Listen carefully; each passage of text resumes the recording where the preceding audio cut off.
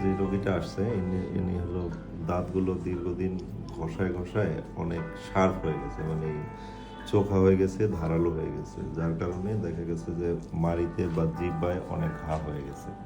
এরকম যদি কারো মনে হয় আর কি যে খাবার দাবার খেলে অনেক জলে জলে মানে হলো অনেক সময় দেখা গেছে যে এই জিহ্বাগুলো কেটে যাচ্ছে বা কি আছে, আপনারা দেখুন এইরকম যদি কোনো প্রয়োজন মানে এরকম সমস্যা দেখা দিলেই আপনারা কোনো দাঁতের ডাক্তারের কাছে গিয়ে এগুলো ঘষে ঠিক করে নিয়ে আসবেন। দেখেন অনেক ধার, একদম ব্লেডের মতো বা ছুরির মতো ধার হয়ে আছে এই যে এগুলো। অনেক বেশি দাঁত, বিশেষ করে ঘষার মাধ্যমে দাঁত অনেক ধার হয়ে গেছে। আমরা এই ধারটাকে কমাই দিচ্ছি যেন জিভে বা গালে লাগলেও আর না কাটে।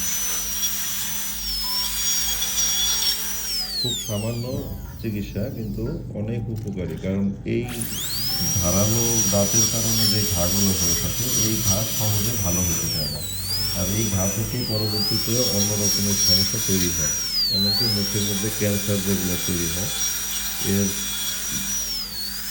অনেক রোগীদেরই এই মানে এই কারণে ক্যান্সার হয়ে যায়।